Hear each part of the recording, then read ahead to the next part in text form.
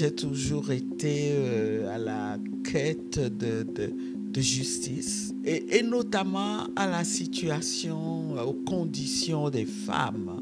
Et ce qui était dur, c'est qu'elles étaient censées encaisser. Et c'est quelque chose qui m'a beaucoup marqué.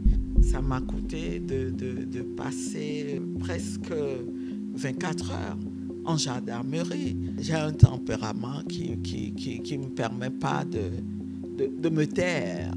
Et ça ça ne plaisait pas. La première femme candidate à la présidence au Togo, comment vous vous êtes sentie pendant la campagne électorale face à que des hommes? Il faut montrer la voie aux femmes. Je suis convaincu que la majorité des Togolais ne se voyaient pas dirigés par une femme. Pour les générations futures, qu'on ne me fasse pas le reproche de m'être tue, de m'être croisé les bras.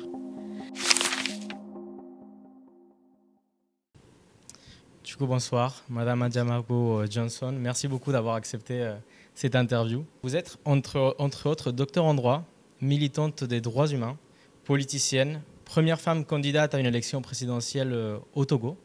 Donc c'est vraiment un plaisir de vous interviewer. Vous êtes né dans une famille de médecins et de militants à Bassar. Quels souvenirs gardez-vous de votre enfance? Je vois qu'on ne peut rien vous cacher, vous savez tout. C'est vrai que je suis née à Bassar, mais je dois dire que je n'ai pas beaucoup vécu à Bassar, puisque mon père, qui était un fonctionnaire, a dû faire toute la moitié du Togo, surtout la partie septentrionale. Donc, un an après ma naissance à Bassar, il a été affecté ailleurs. Et moi, depuis toute petite, je suivais les discussions des adultes à la maison, surtout de mon papa, qui était ultra sensible vraiment à tout ce qui est injustice. Et donc, qui prenait beaucoup de risques pour critiquer le régime en place au moment où, même en famille, les parents avaient peur de parler du régime devant leurs enfants parce que eux ne mesuraient pas forcément les risques que couraient leurs parents et donc il suffisait qu'ils aillent rapporter quelque part, qu'ils disent à leurs copains tiens, mon père pense ceci, mon père pense cela. Il y a des parents qui ont eu des ennuis. Et donc, moi, je suivais tout ça. J'ai eu un père, j'ai grandi à côté d'un père qui s'est toujours senti libre de dire ce qu'il pense et donc de critiquer ce régime en disant ce que vous faites là n'est pas bien. Vous en récolterez les conséquences un de ces jours. J'ai toujours été à la quête de justice. J'ai toujours été très sensible aux situations d'injustice et notamment à la situation, aux conditions des femmes. Dans mon entourage, dans ma famille, je voyais bien que les femmes vivaient beaucoup de situations d'injustice et de violation de leurs droits, venant pour la plupart des normes sociales traditionnelles. Et ce qui était dur à voir, c'est qu'elles étaient censées encaisser, n'avaient pas le droit à la parole, que ce soit dans le ménage. Et c'est quelque chose qui m'a beaucoup marqué. C'est peut-être ça qui m'a dirigé tout naturellement vers des études de droit. Voilà. Études de droit que vous avez suivies aussi à Paris. Absolument. C'était comment cette étape de votre vie? Comment vous avez vécu cette expérience à Paris? L'adaptation, est-ce qu'il y a eu des obstacles que vous avez rencontrés là-bas? Pas vraiment, pas vraiment. J'ai pas été trop dépaysée, même s'il y avait des difficultés. Je me souviens à l'époque, j'avais fait Malakoff, Paris 5, d'abord, et ensuite Panthéon-Sorbonne. Et je me sentais totalement à l'aise. J'évoluais normalement jusqu'à la fin de l'année où j'ai compris qu'il y avait des anomalies, une anomalie dans la manière dont on m'a traité, dont j'ai été noté. Je m'attendais à une performance plus haute que les notes qu'on m'avait affichées. Je me posais des questions jusqu'au moment où je suis allée à l'oral. Là, c'était un diplôme d'études approfondies où une professeure m'avait dit à la fin de l'oral, je ne sais pas si elle s'était oubliée, mais elle m'a dit, ben écoutez, mademoiselle, moi je ne sais pas ce que mes collègues vous reprochent, hein, je me sens obligée de vous donner encore une fois une très très très, très bonne note. Alors c'est là que j'ai compris, j'ai eu la confirmation qu'il y avait quelque chose d'anormal. Bon, ben, j'ai eu mon diplôme d'études approfondies, mais j'ai décidé du coup de quitter cette université-là et d'aller m'inscrire à Paris 1, Panthéon-Sorbonne. Et bon, tout s'est passé normalement. Mais vous parlez d'anomalie, c'était quoi exactement? Mais, disons que j'avais l'impression que on m'avait noté très sévèrement. Très sévèrement. Et puis, Pour bon, quelle raison? je ne sais pas. Je sais pas. Est-ce que c'est parce que j'étais pas française, je suis venue d'Afrique. Vous savez, il y a beaucoup de préjugés. Hein. J'ose pas parler de racisme, mais j'avoue que j'ai été choquée. Mais c'est parce que j'étais sûre de moi que je n'ai pas été affectée outre mesure. Je me suis dit, ben, c'est tant pis pour eux. Je quitte cette université et je vais voir ailleurs. Voilà. Et après le droit, vous vous lancez en politique? Pas tout de suite. J'ai enseigné. J'ai Ouais. enseigné quand j'ai fini mon doctorat. Je n'avais qu'une seule idée en tête, retourner chez moi et m'insérer dans la vie active. J'avais de très belles idées. Je me disais, waouh, ça va être bien de retrouver cette faculté en tant qu'enseignante et tout. Et je dois dire que c'était très agréable, c'était une très belle expérience au début, mais très rapidement, j'ai déchanté, un peu parce que je me suis rendu compte à un moment donné que il y avait un problème pour l'enseignante, la professeure de droit que j'étais.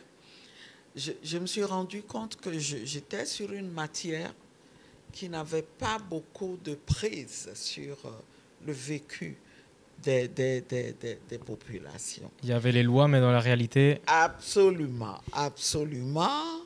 Surtout dans la vie publique, mon Dieu, c'est le jour et la nuit entre ce que vous enseignez. Et même en droit privé, le contexte, sociologiquement, le contexte n'était pas le même. Vous savez que notre enseignement dans les pays francophones était et reste quelque part basé sur le droit français, qui est progressivement adapté aux réalités togolaises. Et puis le dernier point, c'était là, c'est ce qui m'a vraiment désolée, c'est de constater que les générations, les promotions passaient. Vous aviez des étudiants qui avaient leur maîtrise en droit, mais qui n'avaient pas de travail. Et on avait l'impression de ne former que des chômeurs. Je les rencontrais en dehors de l'université et en échangeant avec eux, je constatais que la plupart n'avaient rien à faire. Alors, à un moment donné, je me suis interrogé sur ce à quoi je servais effectivement, et je me suis dit, ma chère, tu seras plus utile ailleurs. Surtout quand on ajoute les pépins que j'ai eus à cause de mon engagement politique. Parce que déjà, à l'époque, il y avait des pratiques et contre lesquelles je m'élevais. Hein. Par exemple, à l'un des examens où je surveillais la salle, j'ai constaté qu'il y avait un étudiant qui avait l'épreuve déjà traitée. Alors moi, toute jeune, avec mes idées, mon idéal de combat, je me suis dit, mais non, le règlement, il est le même pour tous. Hein? Et donc, cet étudiant, je l'ai approché, je lui ai appliqué la loi, j'ai établi un PV et tout, qu'il n'a pas contesté, sauf que pendant que je faisais la formalité, on m'a affecté des surveillants, l'administration de l'université m'a affecté des surveillants, et l'un d'eux qui s'approche de moi et qui me dit, ne faites surtout pas ça, madame, parce que c'est le cousin du président de la République. Je dis quoi? Et puis quoi encore, s'il est cousin du président de la République, il n'est pas au-dessus de la loi. Et donc, j'ai continué la procédure. Il a dû arrêter de composer. Mais vous ne pouvez pas vous imaginer ce que ça m'a coûté. Ça m'a coûté de passer, je dirais, presque 24 heures en gendarmerie, soi-disant parce qu'on faisait des enquêtes sur un réseau de tricherie à l'université dans lequel des enseignants et des étudiants seraient impliqués. Et puis, comme par hasard, on me dit, vous-même, vous y êtes. Vous êtes de ce réseau-là. Et donc, j'ai eu beaucoup de mal. Ce qu'on a fait à la fin, parce que pour avoir mis le pied dans la fourmilière, il fallait absolument que je paye. Et donc, on a pris une sanction disciplinaire contre moi, m'excluant pour 2 ans de l'université. Le contexte politique à l'époque était tellement dur que des gens sont venus supplier mes parents pour leur dire surtout conseiller à votre fille de s'arrêter là. Il ne faut surtout pas qu'elle essaye de contester.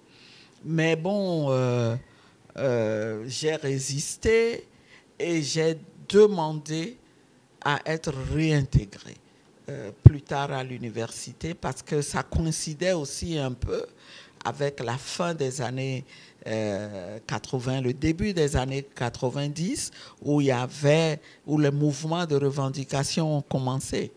Et vous ne doutez pas que je sois de ces gens-là. Donc, c'est ensemble qu'on a mené ce combat-là parce que le désir de combattre le régime était tellement fort. Et figurez-vous qu'à l'époque, il y avait un parti politique que je dirige maintenant, qui a été créé en clandestinité, la CDPA, la Convention démocratique des peuples africains, un parti de gauche et panafricaniste. Et j'ai été contacté, alors que nous étions encore en plein parti unique, hein, régime de parti unique. On me dit, voilà, il y a un parti qui vient d'être créé, si jamais vous étiez intéressé. Alors, j'ai sauté sur l'occasion pour adhérer à ce parti. Donc, on a travaillé dans la clandestinité jusqu'à ce que les mouvements de revendication explosent au début des années 90. Voilà. Et pendant cette période, durant votre engagement politique, vous avez même été dans le gouvernement, vous étiez ministre du bien-être social, des droits de l'homme et de la solidarité. Décidément, vous savez tout, vous. Vous savez tout, mais c'était au gouvernement de transition, au début des années 90. Donc, un gouvernement qui incarnait vraiment la révolution qui avait quand même réussi à faire plier le feu général Eyadema, qui avait 38 ans de règne sur le Togo, et donc un gouvernement qui avait à sa tête un premier ministre, chef du gouvernement, ayant la plupart des pouvoirs, et c'était un gouvernement qui avait pour mission d'appliquer les décisions de la conférence nationale souveraine que nous avions réussi à obtenir. Et donc, je peux vous dire que mon passage y a été assez court parce que j'ai un tempérament qui ne me permet pas de me taire sur certaines choses. Donc, je me sentais libre quand je voyais déjà qu'il y avait des dérives. Je me sentais libre de poser ces problèmes en conseil de ministres. Et ça ne plaisait pas. Et après cette période, vous participez à la création du GF2D. Donc vous savez tout, on peut. Donc vous lancez plutôt à la militance de la société civile. Oui. Est-ce que déjà, pourquoi dans cette période de transition démocratique, c'était important de parler de la place de la femme? Ce que je voulais vous dire aussi, c'est que avant même le GFDD, j'avais contribué à créer une association que nous avons appelée Non-violence et démocratie pour l'Afrique.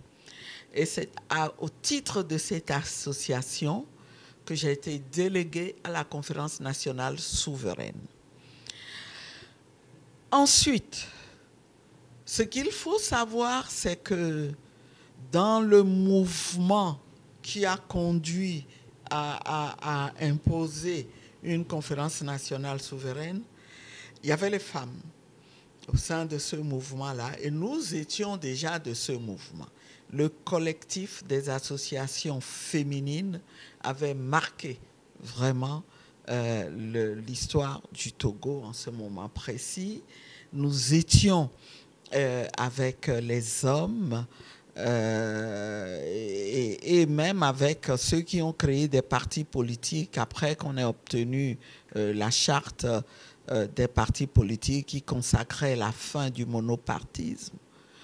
Nous militions déjà.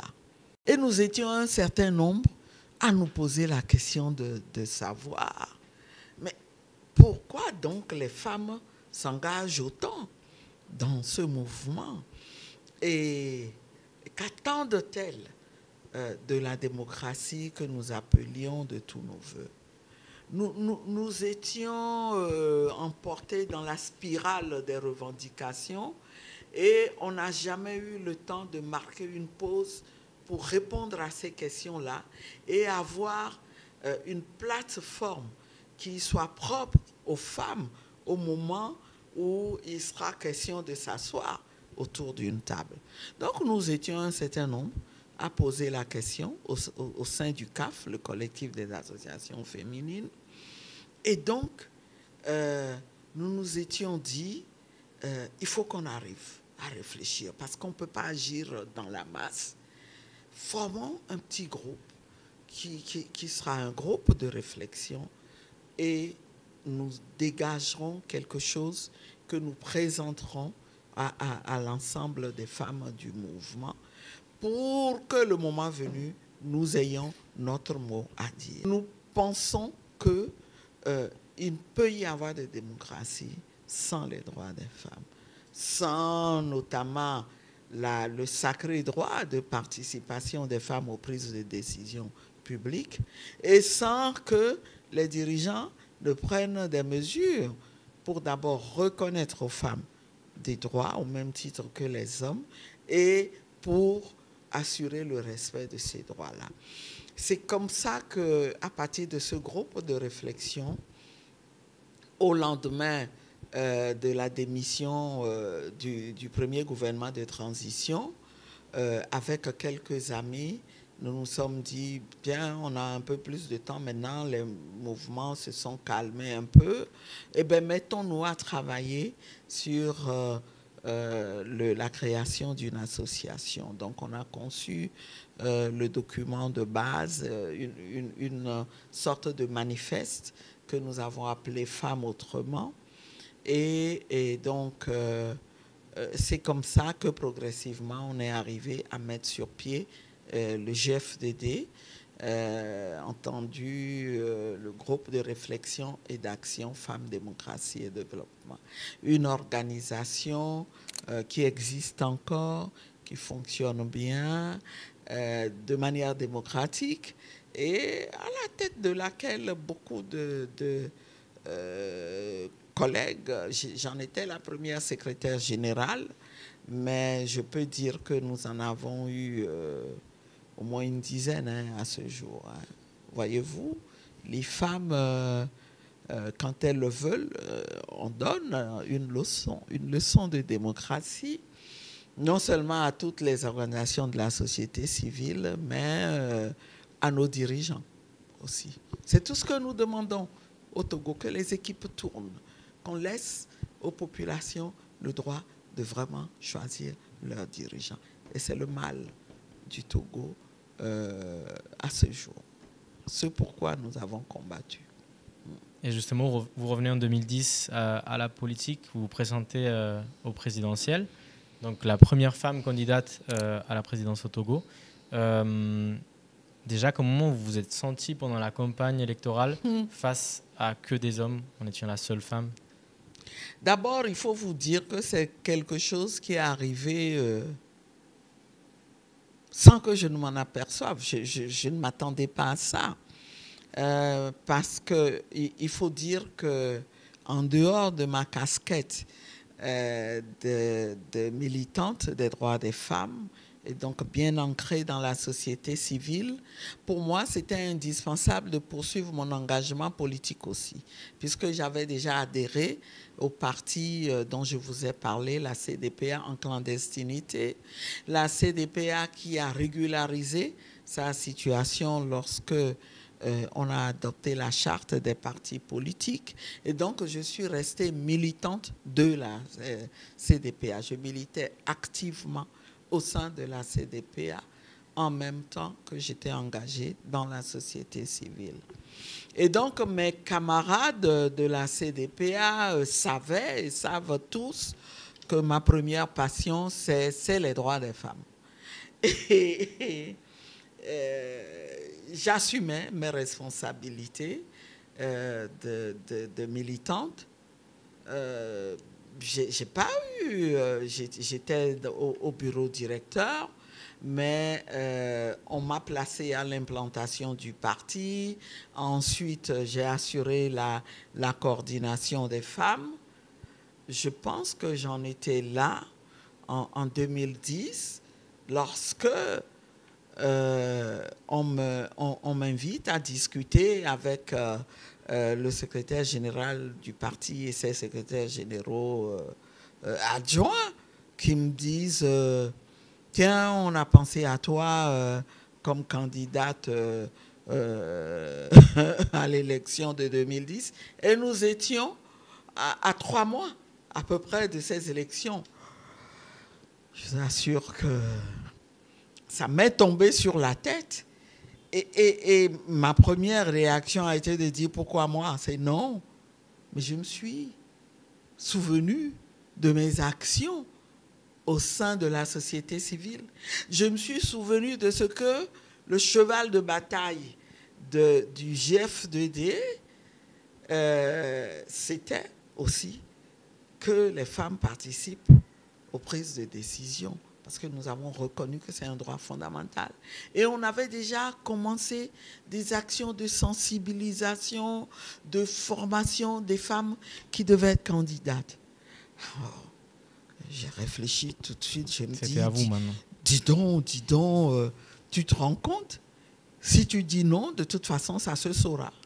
Qu'on t'a pressenti et tu as dit non.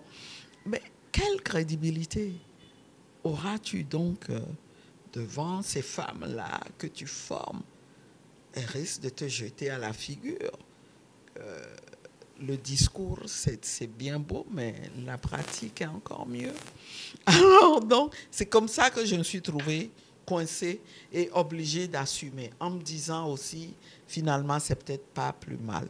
Il faut montrer la voie aux femmes, même en sachant que dans ce contexte politique difficile et dans ce contexte social aussi, où je suis convaincue que la majorité des Togolais ne se voyaient pas dirigés par une femme. En 2010, nous étions à peine à quelques années du début de la démocratie. On était dans une marche très difficile. On savait quand il y avait des élections comment les femmes se comportaient, comment elles devaient répondre aux mots d'ordre, aux instructions de vote de leur mari ou des hommes de la maison et tout. Je ne me faisais aucune illusion, mais je me disais, il faut assumer, il faut montrer la voie aux femmes. Et c'est comme ça que j'ai dû me jeter dans cette aventure-là. Voilà. Et aussi, l'autre jour, je discutais avec une jeune étudiante journaliste qui nous parlait un peu de sa situation ici au Togo. Et elle disait que pour elle-même, quand elle serait plus grande, il y aurait la question à se poser de si elle veut créer une famille, de si elle pourrait continuer à être journaliste. Alors vous avez dit que vous êtes maman. Comment vous faites pour concilier votre temps familial et non le seulement travail? je suis maman, j'ai travaillé pour un réseau de droits des femmes. Je continue de travailler, qui s'appelle WILDAF, Women in Law and Development in Africa, un réseau panafricain. Et vous êtes ici au bureau pour l'Afrique de l'Ouest de ce réseau-là. Avant d'être recrutée au WILDAF, c'est moi qui ai ouvert le bureau pour l'Afrique de l'Ouest. L'une des exigences, c'était être prête à voyager à tout moment. Alors, j'étais jeune mariée. Curieusement, je suis tombée enceinte de mon premier enfant au moment même où je passais l'interview pour être recrutée. Alors, je me suis dit, bon, ça va être sérieux. J'ai quand même accepté le poste et figurez-vous que à mon travail ici, quand ils disent il faut être prêt à voyager à tout moment, c'est bien ça, hein? J'ai parcouru depuis 1997 toute l'Afrique de l'Ouest et le monde entier parce que une de nos stratégies d'action aussi, c'est le plaidoyer pour l'adoption de lois et de politiques favorables aux femmes et pour la mise en application, effectivement, non seulement en Afrique de l'Ouest, mais au niveau de l'Union africaine et au niveau global. Et donc, ça a été difficile. Et pour vous en donner une idée, quand j'ai eu mon premier fils, au bout de 3 mois, mes supérieurs m'ont dit, bon, très bien, ça suffit. Il est temps que tu te réengages. Parce que, d'abord, en étant enceinte, j'ai voyagé même au-delà de 8 mois. Hein. Et j'ai travaillé jusqu'à la veille de mon accouchement, de toute façon. Et donc, 3 mois après la naissance de mon fils, on me dit, il y a une mission à New York pour 2 semaines, tu dois être de la délégation. Mon Dieu, laisser mon fils de 3 mois pendant 2 semaines, aller à des milliers de kilomètres. Je n'avais pas le choix. J'ai dû partir. Mais je vous assure que j'ai souffert. Ça a été une expérience extrêmement difficile parce qu'à l'époque, on n'avait pas les facilités de communication que nous avons maintenant. Il y avait au mieux des cas un téléphone fixe. Et j'arrive à New York, j'appelle, j'entends mon bébé en train de crier, de brailler. Mais qu'est-ce qu'il a? On me dit, bon, la nounou n'est pas là, on vient de lui dire que sa sœur a eu un accident, et elle est partie. Je dis, mon Dieu, elle abandonne mon fils. Alors j'ai recommandé à mon mari de l'amener chez ma maman. Mais je vous assure qu'il a fallu qu'elle me calme parce que je ne pouvais plus travailler. J'appelais toutes les heures jusqu'au moment où elle m'engueule. Elle me dit, je ne veux plus que tu appelles chez moi. Qu'est-ce que c'est que ça? Ton fils est avec moi et tout. C'est pour vous dire que c'est très dur. Ça demande beaucoup d'organisation. Moi, mes enfants, je leur ai donné les principes de base, je leur ai inculqué les valeurs qu'il faut. Mais je reconnais que la plupart du temps, j'étais dehors, j'étais en voyage, mais je donnais du temps de qualité quand j'étais avec eux. Et j'ai eu un compagnon, un mari qui a assumé et qui continue d'assumer parce que lui-même était engagé et reste engagé et parce que on est... Avant d'être époux, on était compagnons de lutte. Voilà. J'avoue que ça m'a facilité la tâche, mais je reconnais que c'est vraiment un problème pour les femmes aujourd'hui. Et c'est pour ça qu'il faut se réjouir que de plus en plus d'hommes comprennent que les responsabilités domestiques, eh bien, eux aussi, ils peuvent aider à les assumer et que tout ne doit pas rester à la charge des femmes. Voilà. Il faut négocier, il faut avoir la capacité de négocier au quotidien, au sein du couple. Voilà. Est-ce que le développement de l'Afrique et du Togo passe par l'émancipation de la femme? Absolument, par l'affirmation de la femme. Disons que les femmes togolaises se sont toujours illustrées par leur volonté d'être autonomes. Même si traditionnellement la place qu'on leur accorde, c'est au foyer. Dans les rapports hommes et femmes, on estime que les femmes doivent être soumises. Moi, je connais des histoires de femmes qui n'ont jamais été à l'école. Je pourrais raconter celle de ma grand-mère qui n'a pas eu la chance d'être à l'école, mais vers la fin de sa vie, je me souviens qu'elle se moquait des femmes qui ont eu la chance d'être instruites. Elle disait, mais moi,